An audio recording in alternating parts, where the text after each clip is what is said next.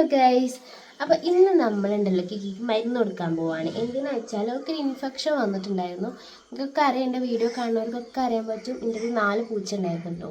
ഒരു 2-3 പേർഷ്യൻ ക്യാറ്റും ഒരു normal Persian വെച്ചാൽ ആ ഒരു ടൈപ്പിൽ വരുന്നൊരു ക്യാറ്റ് ഉണ്ടായിരുന്നു, ഒരു വൈറ്റ് ക്യാറ്റ്.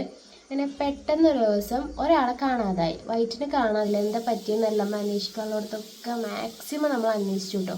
നമ്മൾ പോകാനുള്ള സ്ഥലത്തും കിണറ്റിൽ വരെ ഞാൻ പാളി നോക്കി അതിലെങ്ങനെ വീണിട്ടുണ്ടോയെന്ന് പറയാം. പക്ഷെ അതിലൊന്നുമില്ല. എന്താ പറ്റിയത്, അല്ലെങ്കിൽ പിടിച്ചു കൊണ്ടുപോയതാണോ അല്ലെങ്കിൽ നായ്ക്കളോ എന്തെങ്കിലും ആക്രമിച്ചോ അതൊന്നും നമുക്കറിയില്ല കേട്ടോ. അപ്പോൾ ഏകദേശം 3 മാസമായി ഇവിടെ പോയിട്ട് വളരെയായിട്ട് കിട്ടിയിട്ടില്ല. പിന്നെ ഉണ്ടായിരുന്ന 2 പേര്, ഒരു ചെറിയ കുട്ടി ഉണ്ടായിരുന്നു ചോട്ടു, പിന്നെ ഒരു കുട്ടന് വലിയ 5.5 വയസ്സുള്ള ഒരു മോനുണ്ടായിരുന്നു. അപ്പം പെട്ടെന്ന് ഒരു ദിവസം കണ്ണിൻ്റെ ഇവിടെ ഇങ്ങനെ വന്നിട്ട് നമ്മൾ ഡോക്ടറെ കാണിച്ചു. ഡോക്ടർ ഇൻഫെക്ഷൻ എന്ന് പറഞ്ഞ് മരുന്നൊക്കെ തന്ന് നമ്മൾ ഓയിൻമെൻ്റൊക്കെ പുരട്ടി കഴിഞ്ഞ് നമ്മൾ ഒക്കെ റെഡി ആയിട്ടോ. പിന്നെ പെട്ടെന്ന് ഇൻഫെക്ഷൻ വന്നാണ്ട് പെട്ടെന്ന് നമ്മൾ പിറ്റേന്ന് രാവിലെ ഫുഡ് എടുക്കാൻ വേണ്ടി കൂട്ടി കയറി വെക്കുമ്പോൾ ഡെഡായി കിടക്കുന്നത് എന്താണെന്നറിയില്ല. അപ്പോൾ നമ്മൾ ഡോക്ടറോട് വെച്ചപ്പോൾ ഇൻഫെക്ഷൻ കയറി ഇപ്പോൾ കുറേ പേര് കേട്ടിങ്ങനെ ഇതാവെന്ന് പറഞ്ഞു. പിന്നെ കുട്ടന് ഇവിടെ ഉണ്ടായിരുന്നത്. കുട്ടന് അതേപോലെ ഇങ്ങനെ ചെറുങ്ങനെ മുടി കൊഴിച്ച് വന്നപ്പോൾ നമ്മളെപ്പോഴേ ഡോക്ടറെ കാണിച്ചിട്ട് നോക്ക് ഒരു മുറിവായിട്ടോ അങ്ങനെ ആയിട്ടൊന്നും വന്നിട്ടില്ല. ചെറുങ്ങനെ ഒരു മുടി കൊഴിച്ചിലായിട്ടോ അവന് വന്നത്. പിന്നെ ഒരു ദിവസം നോക്കുമ്പോൾ ടയേർഡായി, എന്താ പറയുക, അനങ്ങുന്നില്ല, ഒരു ഭാഗം തളർന്ന പോലെ കേട്ടോന്. അങ്ങനെ ഞങ്ങൾ എന്താക്കി ഹോസ്പിറ്റലിൽ പോയപ്പോൾ ഇവിടെ ഡോക്ടറില്ല. ഞങ്ങൾക്ക് നിയർ ബൈ ഒരു ഗവൺമെൻറ് ഹോസ്പിറ്റലിലുള്ളൂ, വെറ്റിനറിയുടെ ഗവൺമെൻറ് ഹോസ്പിറ്റലിൽ നമുക്കുള്ളൂ. അപ്പോൾ അവിടെ പോയപ്പോൾ ഡോക്ടർ എന്തോ കോൺഫറൻസിന് പോയതാണ്, തിങ്കളാഴ്ച ഉണ്ടാവുള്ളൂ പറഞ്ഞു. അപ്പോൾ നമ്മൾ പിറ്റേന്ന് എന്തെങ്കിലും മഞ്ചേരി അവിടെ എവിടെയെങ്കിലും പോയിട്ട് കാണിക്കാമെന്ന് വിചാരിച്ചു.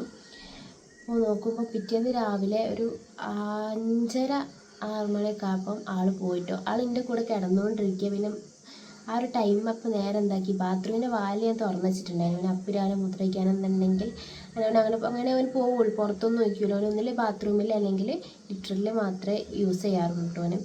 അങ്ങനെ അവന് ബാത്റൂമിൽ പോയി അവിടെ കിടന്ന് അവിടെ നിന്ന് ഡെഡായി. പിന്നെ ഞാൻ രാവിലെ രാത്രി ഉറങ്ങിയിട്ടില്ല. അവൻ എൻ്റെ കൂടെ തന്നെ ഒരുമാതിരി ഉച്ചയൊക്കെ ആയിട്ട് എന്നെ കെട്ടിപ്പിടിച്ച് കിടക്കുകയായിരുന്നു.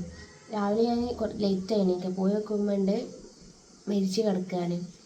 എൻ്റെ 5.5 വർഷം നമ്മുടെ കൂടെ ഉണ്ടായിട്ട് ഒരാൾ പോവുകയെന്ന് പറയുമ്പോൾ ഭയങ്കര വിഷമമല്ലേ. ഇനി ഇവളാണല്ലോ, ഇവക്കും അങ്ങനെ വിരലൊടിഞ്ഞ് നമ്മൾ വേഗം ഡോക്ടറെ കാണിച്ചു. ഇവർക്ക് പിന്നെ എന്താണെന്നറിയില്ല, പെട്ടെന്ന് ഇൻഫെക്റ്റ് ആയില്ല, പെട്ടെന്ന് ഡേഞ്ചർ ആയില്ല. മറ്റുള്ള 2 ദിവസം കൊണ്ടാണ് പെട്ടെന്ന് എഫക്റ്റ് ആയതും അവർക്ക് ക്ഷീണം പിടിച്ചതും ഡെഡായതും ഒക്കെ കേട്ടോ. അപ്പം ഇവളിപ്പോൾ നമ്മൾ ട്രീറ്റ് ചെയ്യുന്നുണ്ട്. ഇപ്പോൾ ആഴ്ചയിൽ ഒരു ദിവസം പോയി ആൻറ്റിബയോട്ടിക്കിന് ഇഞ്ചക്ഷൻ വെക്കുന്നുണ്ട്.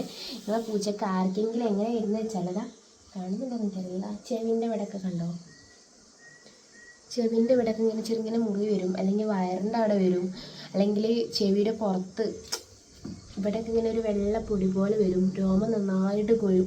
ഇതാണ് ഇതിൻ്റെ ലക്ഷണങ്ങൾ ഞങ്ങൾക്ക് ഇതുവരെയായിട്ട് കണ്ടതിൽ വെച്ച് ഞങ്ങൾക്ക് തോന്നിയിട്ടുള്ളത് കേട്ടോ. അപ്പോൾ ഇങ്ങനെ നിങ്ങളുടെ വീട്ടിലും പൂച്ച ഉണ്ടാവും. ആ പൂച്ചയ്ക്ക് ഇങ്ങനെ ഒരു സംഭവം വരികയാണെങ്കിൽ നിങ്ങൾ നല്ലോണം ശ്രദ്ധിക്കണം. ഇതിന് മുമ്പ് അവർക്ക് സൂചി വെക്കാൻ പോയപ്പോൾ അവിടെ പേഷ്യൻ ഗേറ്റിനെ കൊണ്ടുവന്നു. നല്ല രോമൊക്കെ ഉണ്ട്, പക്ഷെ നല്ല രോമക്കൊഴിച്ചിലുണ്ട്. ഇവർ സാധാ ഹീറ്റ് ആകുമ്പോൾ ആ ടൈമിലുണ്ടായ രോമക്കൊഴിച്ചിലാണെന്ന് വിചാരിച്ചു. പക്ഷെ ഞാൻ എടുത്ത് നോക്കുമ്പോൾ ഇവിടെയൊക്കെ ഉണ്ട് ഇതേപോലെ വന്നിട്ടുണ്ടായിരുന്നു ഇവർക്ക് വന്നപ്പോൾ. അപ്പോൾ തന്നെ ഞാൻ ഡോക്ടറോട് പറഞ്ഞ് പൂച്ച ഇങ്ങനെ വന്നിട്ടുണ്ടായിരുന്നു. അപ്പോൾ അതിന് ഇഞ്ചക്ഷനും കാര്യങ്ങളൊക്കെ കൊടുത്തിട്ടുണ്ടായിരുന്നു. അപ്പോൾ നിങ്ങളെ പൂച്ചക്ക് ഇവിടെ അതേപോലെ മൂക്കിൻ്റെ ഇവിടെ ഇങ്ങനെ കറുത്ത പൊടി പോലെ വരുന്നുണ്ടെങ്കിൽ അതൊക്കെ നല്ലോണം ശ്രദ്ധിക്കുക. ഞാൻ ഇവർക്ക് ഇപ്പോൾ രോമകൊഴിച്ചിലും ഇതിനൊക്കെ കൊടുക്കുന്നത് ഈ ഒരു മെഡിസിനായിട്ടോ. എനിക്ക് ഡോക്ടർ പറഞ്ഞതാണ്. അപ്പം ഇത് 5 മിനിറ്റ് രാവിലെ 5 മിനിറ്റ് രാത്രിയാണ് കൊടുക്കുന്നത്. അപ്പം എല്ലാവരും ശ്രദ്ധിക്കുക. Okay, by. 8 മണിക്ക് മരുന്ന് കുടിക്കാം.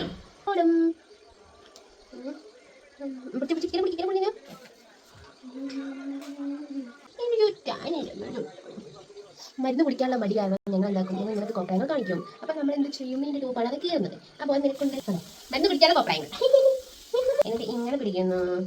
കണ്ടോ മരുന്ന് കൊടുക്കാൻ നമുക്ക് കൊടുത്തേ ഇവിടെ കുഞ്ഞിട്ട് കളബ്രഷി നമ്മൾ മരുന്ന് കൊടുക്കുന്നു. 10 തീയതി 20 തീയതി 30 തീയതി കഴിഞ്ഞു. ട്രിപ്പ് നെക്സ്റ്റ്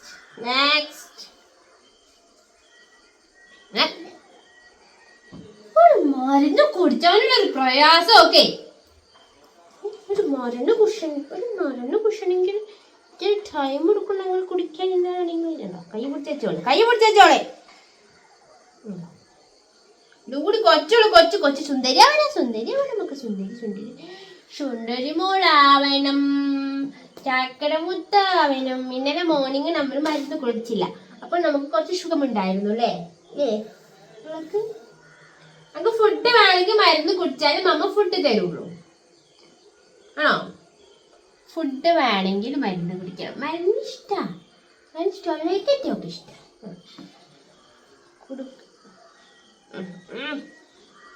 കഥകളി ഭരതനാട്യം മമ്മ തരുന്നില്ല, അമ്മ മരുന്ന് തരൂല മമ്മന്റെ മൂക്ക് കേട്ടോ. അമ്മന്റെ കുട്ടിക്ക് മരുന്നില്ല, മരുന്ന് കഴിഞ്ഞു കേട്ടോ. കുട്ടിന്റെ മരുന്ന് കഴിഞ്ഞിട്ടില്ല, മരുന്ന് കഴിഞ്ഞില്ലേ? മരുന്ന് കഴിഞ്ഞില്ലേ കുട്ടിന്റെ? മരുന്നില്ല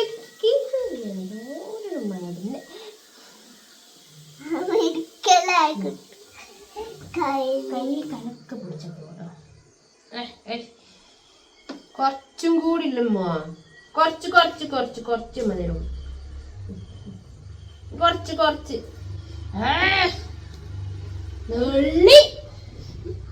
നെള്ളി കിട്ടണോടിക്ക് ഇങ്ങനെ പിടിക്കും. എന്താക്കും ഒറ്റ പറയും